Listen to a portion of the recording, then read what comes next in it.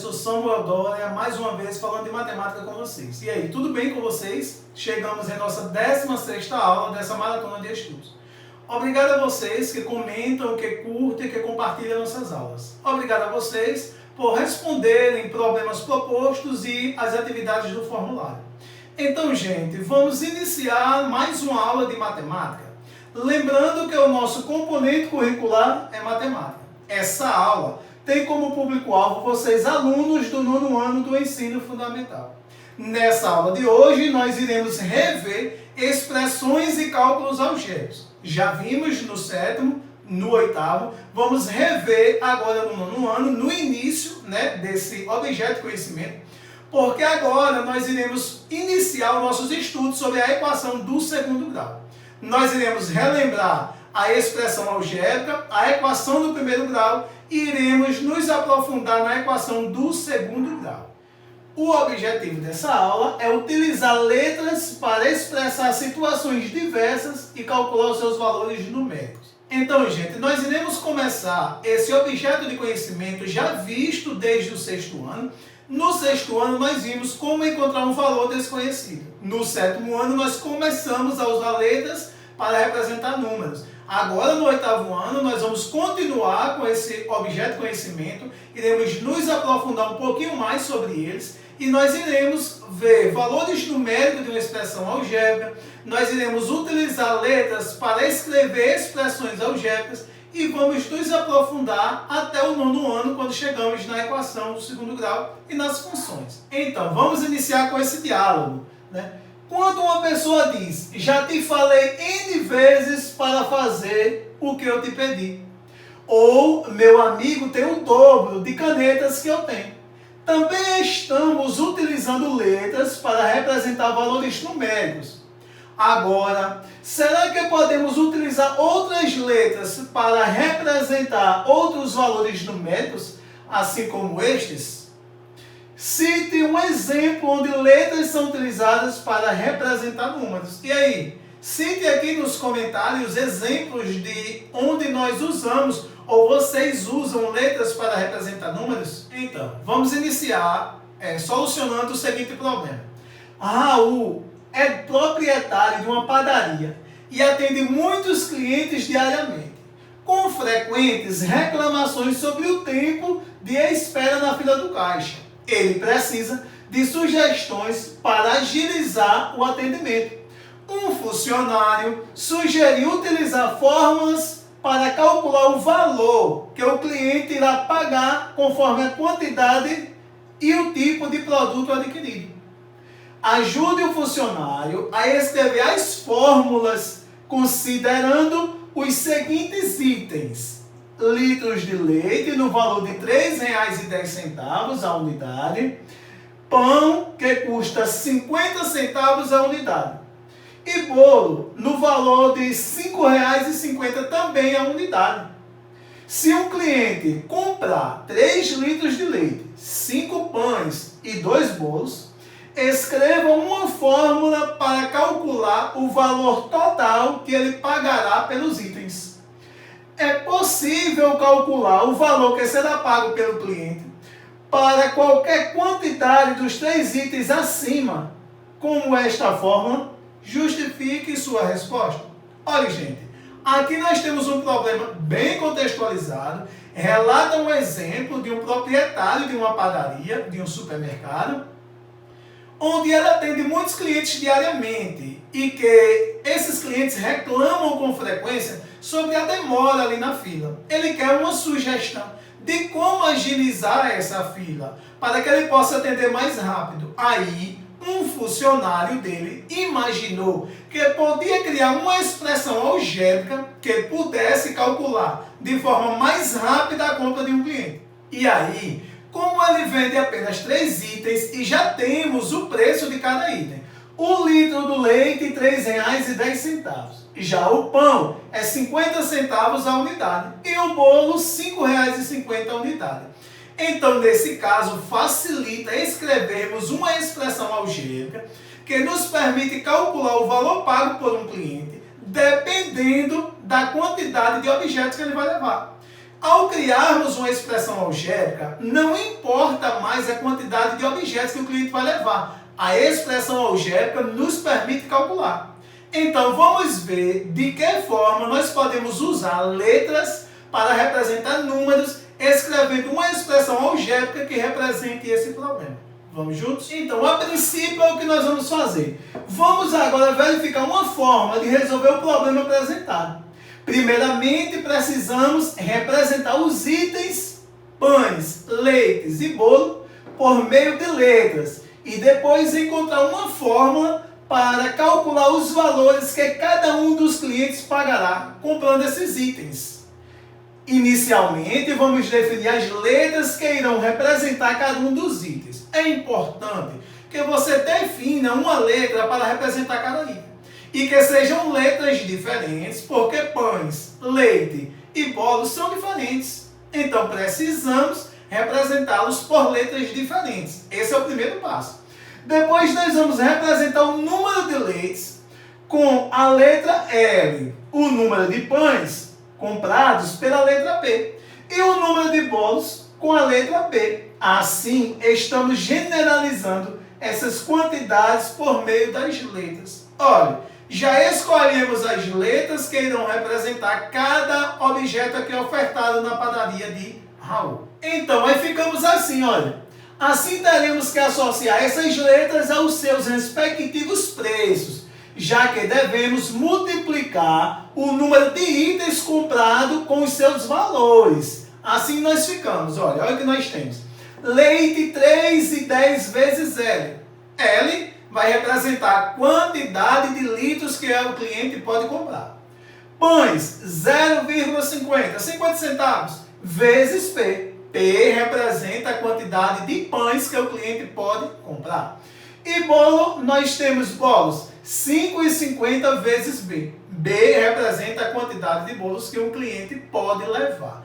Aí, gente, nós já temos expressões algébricas, termos algébricos, que juntos formam uma expressão algébrica. Então, na segunda parte, nós devemos elaborar uma forma para calcular o valor que um cliente que comprou 3 litros de leite, 5 pães e 2 bolos irá pagar. Assim, começaremos descobrindo estas fórmulas. Olha, como os valores de cada item são somados ao final da compra, temos que somar cada uma das partes que definimos na pergunta anterior. Então, faremos a seguinte forma. Olhe como ficou a fórmula. Olha, uma vez que, se o cliente comprar uma determinada quantidade de bolo, uma determinada quantidade de pães e uma determinada quantidade de leite, no final, para saber quanto vai pagar, iremos somar os valores relativos a cada objeto. Então, 3,10 vezes L, a quantidade de litros de leite, somado com 0,50, 50 centavos, vezes P, a quantidade de pães, somado com 5,50 vezes B, a quantidade de bolo. Então, essa é a expressão algébrica que nos permite calcular o valor que esse cliente que comprou essas determinadas quantidades irão pagar.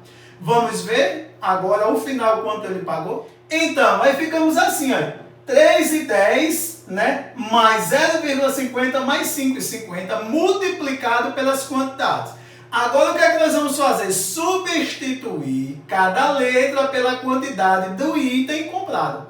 Então, ele comprou 3 litros de leite, 3,10 vezes 3. Mas comprou também 5 pães, 5 vezes de 50 centavos. Mas comprou também 2 bolos. Então, 2 bolos, 5,50 vezes 2. Quando nós substituímos, ficamos com multiplicações e adições. Veja que a partir de agora, nós temos expressões numéricas. Tínhamos expressões algébricas. Expressões algébricas são formadas por letras e números. Expressões numéricas apenas por números. Uma coisa comum entre elas é que tanto a expressão algébrica quanto a expressão numérica continua com as operações. Podem apresentar-se dentro de parênteses, colchetes e chaves, seguido das operações, como aqui, todas com adição. Então, 3,10 vezes 3, R$ 9,30. R$ 9,30 em leite. 50 centavos vezes 5, R$ 2,50 de pães. Somado com 5,50 vezes 2 bolos, R$ 11,00 de bolos. No total ele pagou R$ 22,80. Então, gente, nós vimos que nós usamos letras para representar a quantidade de objetos que o cliente comprou. E aí, escrevemos uma expressão algébrica e solucionamos o problema. Ou seja, encontramos de forma prática e rápida o valor pago por um cliente que comprou uma determinada quantidade de objetos. A última pergunta quer saber: é possível calcular o valor que será pago pelo cliente para qualquer quantidade dos 3 itens que estão na fórmula que descrevemos?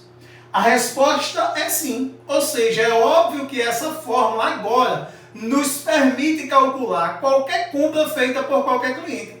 Uma vez que o preço dos itens não se altera, as letras elas servem justamente para isso, para representar os valores desconhecidos. Quais são os valores desconhecidos aqui, chamados de incógnita ou variáveis? São as quantidades que os clientes podem escolher.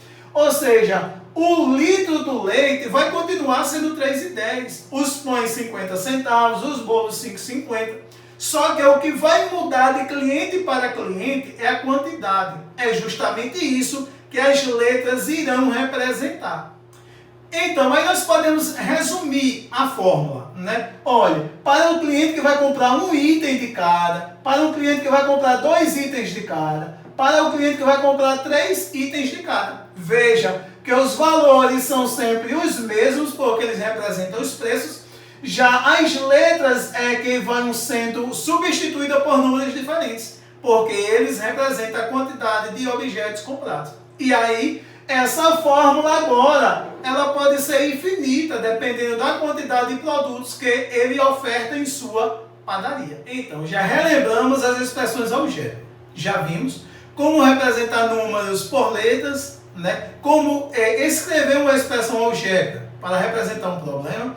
Agora nós vamos relembrar a equação do primeiro grau. Lembrando que uma equação é classificada como do primeiro grau quando o maior expoente da variável for 1, nesse caso é 1, o maior expoente da variável. É uma equação porque tem uma igualdade, primeiro e segundo membro, tem no mínimo uma letra, aí classificamos como uma equação. Então, uma equação é uma expressão algébrica que tem igualdade, no mínimo uma letra, primeiro e segundo membro. Nós vimos como solucionar uma equação do primeiro grau, vários critérios já usamos para resolver equações do primeiro grau. Vamos relembrar um critério, depois na próxima aula nós iremos entrar em equação do segundo grau.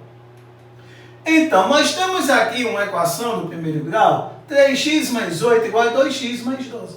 Nós sabemos que em uma equação do primeiro grau eu posso pegar valores do primeiro membro e levar para o segundo. Posso pegar valores do segundo e trazer para o primeiro, sendo que eu inverto as funções daqueles termos. Então, aqui eu tenho 3x mais 8. Eu quero deixar no primeiro membro somente valores que têm incógnita x. E no segundo membro, somente termos que estão sem incógnita, chamados de termos independentes. Então, eu peguei o 8, que é um termo independente, não tem letra, levei para o segundo membro. Estava na função de somar, veio com a função de subtrair.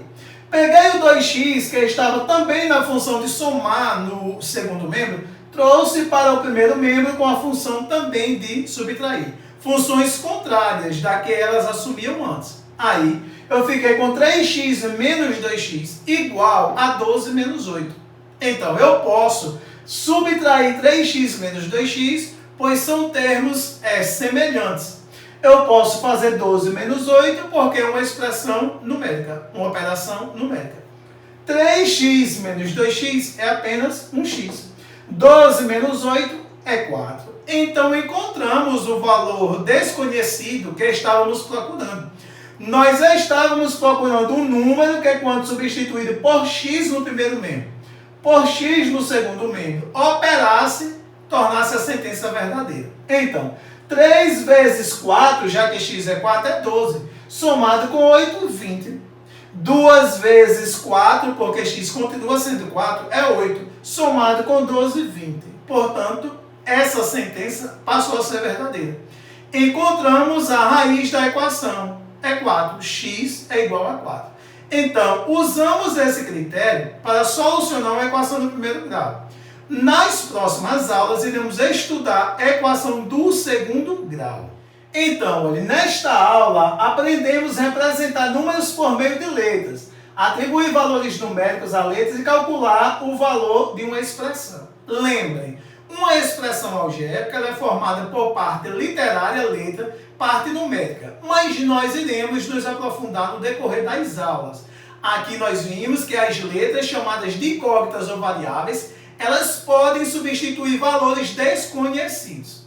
Nossa aula de hoje fica por aqui. Não esqueça de solucionar os problemas propostos, tanto aqui no vídeo aula quanto lá no formulário. Um forte abraço e até o próximo encontro.